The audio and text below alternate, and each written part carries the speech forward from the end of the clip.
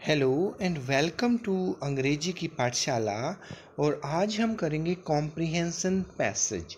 इस पैसेज में राइटर क्या कहना चाहते हैं कि few animals are as useful as unpopular as the goat. अब देखिए एज के साथ इस लाइन को जोड़ा गया है कि जितना अनपॉपुलर यहाँ पर गोट या बकरी को बताया गया है और यूजफुल उतनी ही यूजफुल और उतनी ही अनपॉपुलर और भी कुछ एनिमल्स हो सकते हैं जिन्हें हम कह सकते हैं कि पर्दे के पीछे रहने वाले लेकिन सारा काम करने वाले, जिनका कोई कहीं पर भी नाम या जिक्र नहीं होता। फ्रॉम एंशियंट टाइम्स, पुराने समय से ही, it has supplied people with milk and meat. अब देखिए क्या करती है गॉट, बकरी, एक तो दूध देती है और कुछ लोग इसे नॉन वेजिटेरियन होते हैं, काट कर मार कर खा भी जाते हैं। Its skin has been made into leather. इतना ही नहीं, आम के आम गुठलियों के दाम।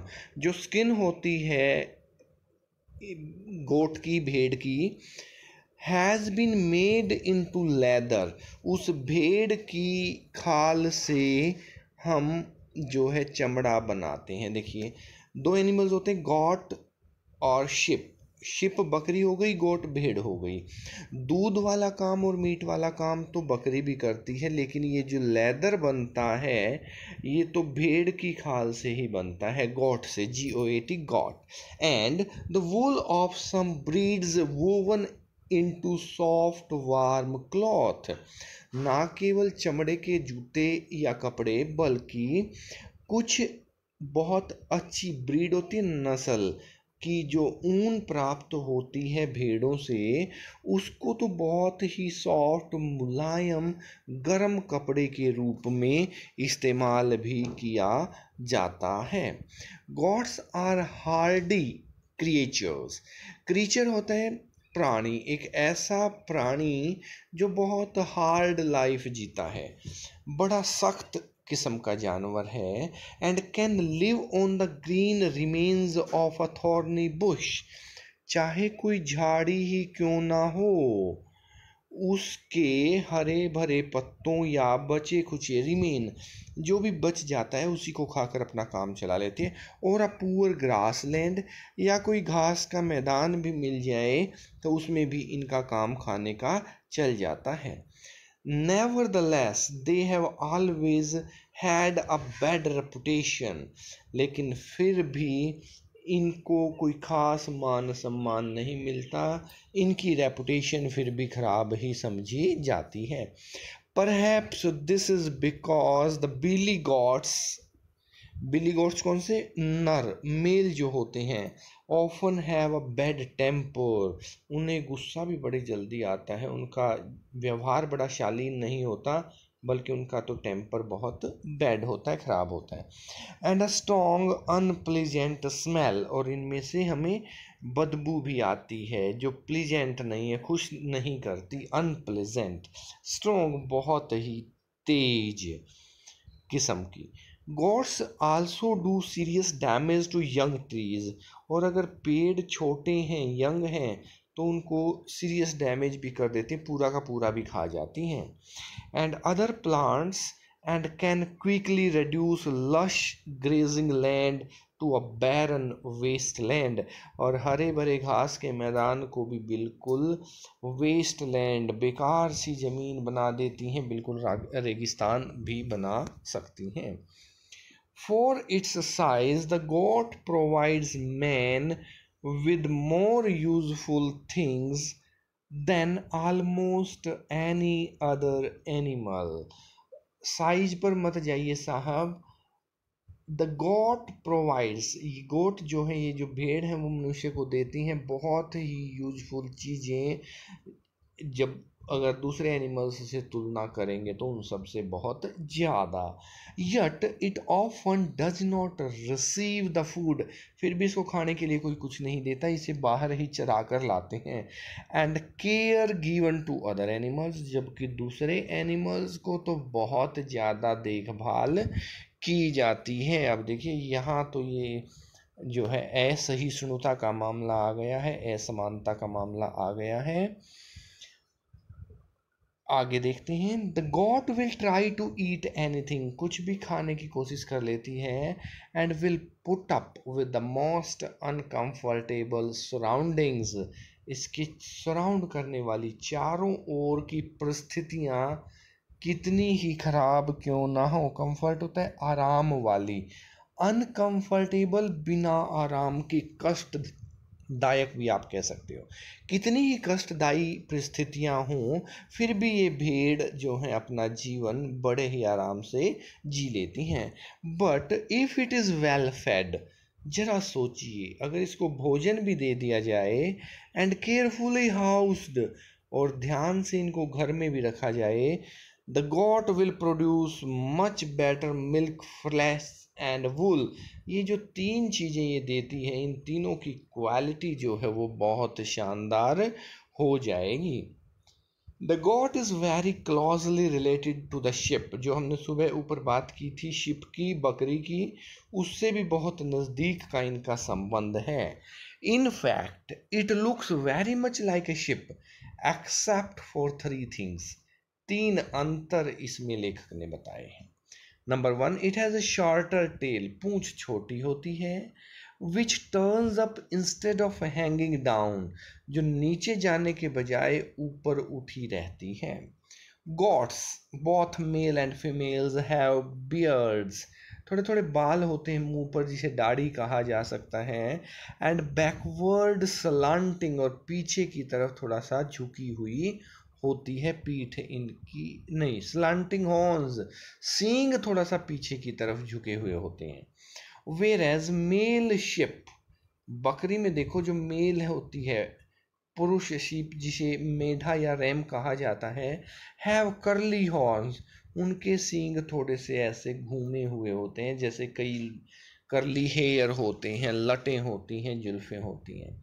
God's have a hairy coat, whereas sheep a woolly one, और जो कोट जो होता है वो भेड़ के खाल से बने हुए कोट पर बाल होते हैं, और शिप वाली जो होती है वो वूली होती है, थोड़ा सा ऊन की तरह होती है। Gots can be divided into 3 groups, अब अगर ग्रुप्स की बात करें तो भेड़ के 3 ग्रुप यहाँ पर लेखक ने बताए हैं। पहला जो है वो स्विस गॉट्स, ये जो स्विट्जरलैंड की गॉट्स होती हैं कुछ। द ईस्टर्न गॉड्स, पूर्व दिशा की, जैसे भारत आदि देश पूर्व में माने जाते हैं। एंड द वूल गॉड्स, और ऊन वाली। 3 तरह की किस्में इनमें पाई जाती हैं मुख्य रूप से। The Swiss goats which are found all over Europe, Swiss Switzerland वाली यूरोप में पाई जाती हैं, ईस्ट वाली एशिया में पाई जाती हैं, और वूल वाली देखते हैं अभी कहाँ बताएंगे। Produce a fine quality of milk, दूध बहुत अच्छी क्वालिटी का होता है।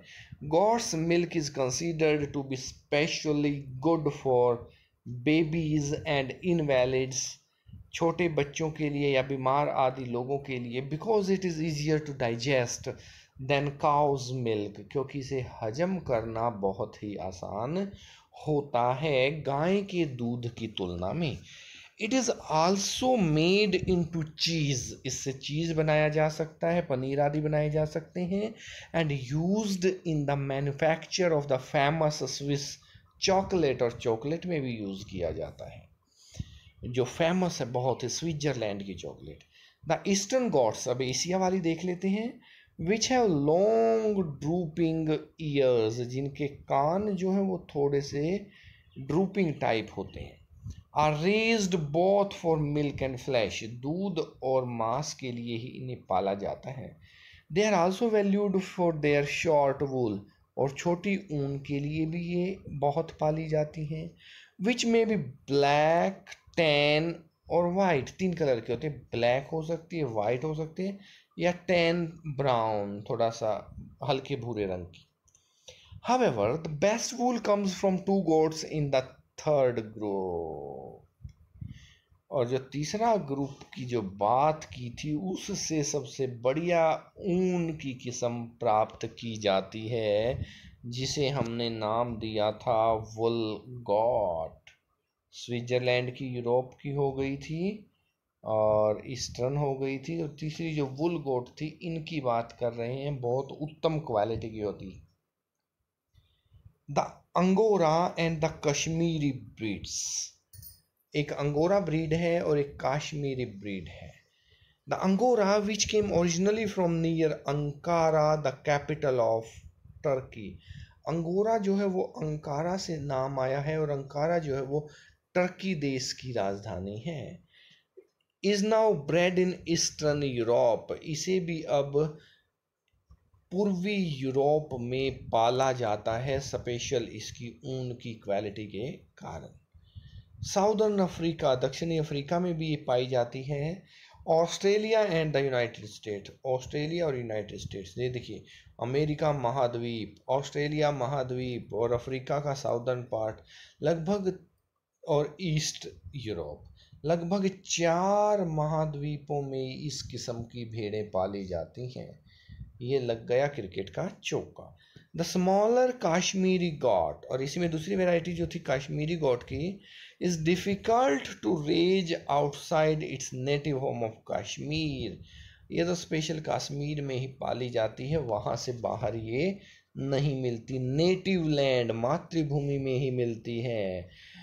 और कश्मीर तो वैसे भी धरती का स्वर्ग है, टूरिस्ट प्लेस है, घूमने के लिए बहुत अच्छी जगह है, वहीं पर बहुत उम्दा किस्म की ये ऊन पाई जाती है। और यहाँ इन्हीं के नाम पर इन भेड़ों का नाम भी कश्मीरी भेड़ या कश्मीरी वूल कहा गया है। और पूरे भारतवर्ष में कश्मीरी शाल बहुत प्रसिद्ध हैं, वो भी इसी ऊन से बनाए जाते हैं। Its soft under hair has long been, और ये जो छोटे छोटे लंबे हेयर, इनके हेयर हैं, बाल हैं, used to make the famous Kashmiri shawl, और ये जो फेमस कश्मीरी शॉल है ये इसी से बनाया जाता है। तो आइए देखते हैं इस पैराग्राफ से क्या क्वेश्चंस बन सकते हैं। तो आइए इस पैसेज के क्वेश्चंस की बात कर लेते हैं। Give stable title. अब ये पैसेज है किस विषय में? तो देखिए, जब हमने पैसेज पढ़ा था तो 2 चीज़ें इसमें आई थी। एक तो गॉट, जो कि सेकंड क्वेश्चन का भी आंसर यही बनता है, विच एनिमल, और थर्ड में दिया भी हुआ है what does a got give. तो सबसे इम्पोर्टेंट है गॉट। गॉट मीन्स बकरी। और दूसरा जो इसमें एनिमल दिया गया है वो है शिप, SHEEP, शिप। शिप होती है भेड़। भेड़ और बकरी के बारे में ये पैसेज है, और इनसे हमें ऊन प्राप्त होती है उसके बारे में है। तो हम टाइटल दे सकते हैं कि goat as a useful animal, goat as unpopular animal, और डिफरेंट टाइप्स ऑफ वूल, ऊन के प्रकार। इस तरह के कई टाइटल हम पैसेज को दे सकते हैं, हमें एक ही देना होता है, आपको जो भी अच्छा लगे वो दे देना। विच animal is called useful and unpopular, कि ये शायद ही दुनिया का पहला ऐसा एनिमल है। फ्यू लिखा हुआ है पैसेज की पहली लाइन में। फ्यू मीन्स बहुत ही कम ऐसे एनिमल देखने को मिलते हैं जिनका फ़ायदा इंसान खूब उठाता है, फिर भी उनकी कोई पूछताछ नहीं होती, कोई जान पहचान उनकी ज़्यादा नहीं है। तो ये इसमें भी गोट आ जाएगा। What does a got give us, इसमें 3 चीज़ें आई थी। पहला मिल्क, दूसरा मीट, और तीसरा वुल, WWL वुल, M और W, मिल्क, मीट एंड वुल दिए जाते हैं। आगे है which kind of creature is got, तो इसमें दिया हुआ था हार्ड क्रीचर, मीन्स बहुत हार्ड कंडीशंस में, विकट परिस्थितियों में भी बड़े आराम से जी लेती है। What is fed to goat, nothing, कुछ भी नहीं, सिर्फ ये ग्रास खा लेती है खुद ही बाहर जाकर। और ग्रीन जो हैं रिमेन्स आया था पैसेज में, ग्रीन रिमेन्स ऑफ ट्रीज को ये खा लेती है। Which animal is comparable to goat, तो इसमें पैसेज में आया था शिप। शिप को हम गॉड से कंपेयर कर सकते हैं क्योंकि इससे भी हमें मिल्क, मीट एंड वूल तीनों चीज़ें वही मिलती हैं। What are the different kind of goat, तो इस पैसेज में गोट के 3 प्रकार की बात की गई है। एक तो यूरोप वाली स्विस, SWISS स्विस। दूसरी इसमें बात की गई है ईस्ट कंट्रीज़ की, एशिया वाली। और तीसरी इसमें जो है वो बात की गई थी साउथ अफ्रीका में। और चौथी जो थी नॉर्थ अमेरिका में, इन कंटिनेंट्स में पाई गई थी। और अलग अलग इनकी जो क्वालिटीज़ की बात करें तो जो स्विस थी जो यूरोप वाली थी वो स्विट्ज़रलैंड में स्विस वैरायटी हो गई। दूसरी वैरायटी जो थी वो इसमें हमारी जो बात की गई थी एक इसमें अंगारा, तीसरे नंबर पे अंगारा वैरायटी की बात की गई थी। और ये दूसरी हमने अभी बात की ईस्ट यूरोप वाली बात की गई, डिफरेंट काइंड्स की बात की। विच वूल इज़ मोस्ट फेमस, सबसे ज़्यादा फेमस वूल कौन सी हैं, तो जो तीसरे नंबर वाली बात की गई थी एक तो अंगारा और दूसरी काश्मीरी, काश्मीरी वूल। ये कश्मीर हमारे देश से बना है, काश्मीरी वूल की इसमें बात की गई है। तो I hope you must have enjoyed this passage. काफ़ी एनरिचिंग था, काफ़ी भेड़ बकरियों के बारे में नॉलेज भी दिया गया। और उन इसमें ख़ास बात ये थी कि अगर इनको प्रॉपर फार्मिंग करके अच्छे से पाला जाए तो ये हमें डिज़ायर्ड बेनिफिट्स भी बहुत अच्छे से दे सकती हैं। That is all for today. कल फिर मिलेंगे एक नए पैसेज के साथ।